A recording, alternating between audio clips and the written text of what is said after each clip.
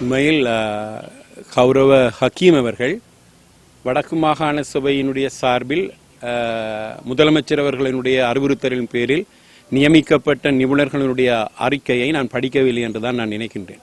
அவ்வாறு படிக்காததன் விளைவாகத்தான் அவர் இந்த கருத்தை தெரிவித்திருக்கிறார் என்று நான் கருதுகின்றேன். உண்மையில் நீர்வளங்கள் வடிகால் சபை அவருக்கு கீழே தான் இருக்கின்றது. அந்த நீர்வளங்கள் வடிகால் சபைக்கு கீழே இருக்கக்கூடிய திணைக்கள அதிகாரிகளிடம் முறைப்படி அவர்களும் எங்களிடம் கேட்டு இந்த அறிக்கையை பெற்றிருக்கின்றார்கள். ஆகவே நிச்சயமாக அவர்கள் ஹக்கீம் அவர்களிடம் சமர்ப்பித்திருப்பார்கள் என்றுதான் நான் நம்புகின்றேன். எங்களுடைய நிபுணர் குழுவின் அறிக்கையில் எந்த இடத்திலும் எண்ணெய் கலக்கவில்லை என்று சொல்லி குறிப்பிடவில்லை. அது மிக நாங்கள் தெளிவாக சொல்லுகின்றோம். இது தவறாக சொல்லப்படுகின்ற விடயம். நிபுணர் குழு ஆராய்ந்த விடயங்களில் கண்டுபிடிக்கப்பட்டிருக்கக்கூடிய விடயம் என்ன என்று சொல்லி சொன்னால், ஆபத்தான நச்சு மாசுக்கள், எண்ணெயில் இருக்கக்கூடிய ஆபத்தான நச்சு மாசுக்களைத்தான் நாங்கள் இல்லை என்று சொல்லி இருக்கிறோமே தவிர, நாங்கள் எண்ணெய் இல்லை அல்லது எண்ணெய் கலக்கவில்லை என்கின்ற முடிவை எங்களுடைய நிபுணர் குழு எடுக்கவில்லை. நாங்கள் எண்ணெயில் இருக்கக்கூடிய ரசாயனங்களை 200க்கும் அதிகமான ரசாயனங்கள் எண்ணெயில் இருக்கின்றன. அவ்வளவு ரசாயனங்களையும் சோதிப்பதற்கு எங்கேயுமே எந்த ஆய்வுமே முடியாது. ஆகவே நாங்கள் எண்ணெய்களில் இருக்கக்கூடிய அல்லது எண்ணெய் கழிவுகளில் இருக்கக்கூடிய ஆபத்தான ரசாயனங்களைத்தான் சோதித்தறிந்தோம். அந்த ஆபத்தான ரசாயனங்கள் தான் மனித உடல்நலத்துக்கு ஆபத்து ஏற்படுத்தக்கூடிய அளவுக்கு இல்லை என்கிறது வரைக்கும் தான் எங்களுடைய நிபுணர்களுடைய கண்டுபிடிப்பாக இருந்தது. ஆகவே அதில் நாங்கள் எந்த நிறுவனத்தையும் காப்பாற்ற வேண்டிய பொறுப்பு எங்களுக்கு இல்லை.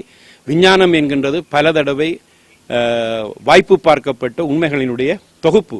அது யாரையும் தண்டிக்க வேண்டும் என்பதற்காகவோ அல்லது யாரையும் காப்பாற்ற வேண்டும் என்பதற்காகவோ பொய் சொல்வது விஞ்ஞானமாக முடியாது. அது அரசியல்வாதிகள் தான் அவ்வாறு செய்ய முடியும். ஆகவே எங்களை பொறுத்தவரையில் நிபுணர் குழுவினுடைய அறிக்கையின் பிரகாரம் ஆபத்தான நஞ்சுகள் இல்லை என்றுதான் சொல்லப்பட்டிருக்கின்றது. நீதிமன்றத்தில் கூட நேற்று எங்களுடைய அறிக்கை ஏற்கனவே அவர்களிடம் சமர்ப்பிக்கப்பட்டிருக்கின்றது. அவர்கள் மேலதிகமான சில ஆய்வுகளை வடக்கு மாகாண சபை கூடாக செய்வதற்காக பிரதம செயலாளர் அவர்களுக்கு கௌரவ நீதிமன்றம் பணிப்பை விடுத்திருக்கின்றது.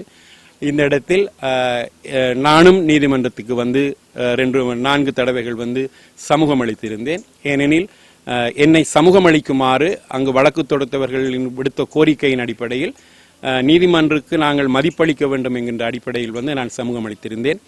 ஆனால் எனது சார்பில் வாதாடிய வக்கீல் அவர்கள் அதாவது அமைச்சராகிய என்னை நீதிமன்றத்திற்கு இந்த வழக்கில் சேர்த்திருப்பது எந்த வகையிலும் பொருத்தமற்றது என்கின்றது அதனை வாதாடியிருந்தார்.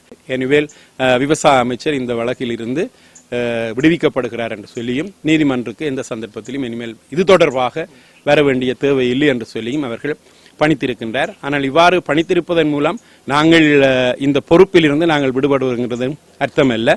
நாங்கள் நிச்சயமாக இந்த பிரச்சனையை இது வடக்கு மாகாண சபைக்கு மட்டுமுரிய பிரச்சனை அல்ல. ஏனைய மத்திய அரசாங்கத்தினுடைய திணைக்களங்கள், பொதுமக்கள், நாங்கள் எல்லோரும் சேர்ந்து ஒரு காத்திரமான இறுதியான முடிவுக்கு நாங்கள் விரைவில் செல்ல வேண்டும். ஏனெனில் இதை சொல்லியே பல்வேறு தரப்பினரும் தங்களுடைய அரசியல் ஆதாயங்களுக்காக அல்லது தாங்கள் நினைத்து வைத்திருக்கின்ற திட்டங்களை உள்நோக்கங்களில் நிறைவேற்றும் என்பதற்காக இவற்றை பயன்படுத்துகின்ற ஒரு சூழ்நிலை நிலவுகின்றது. ஆகவே நிச்சயமாக நாங்கள் தொடர்ந்தும் இதில் கூடுதலான கரிசனை செலுத்தும்.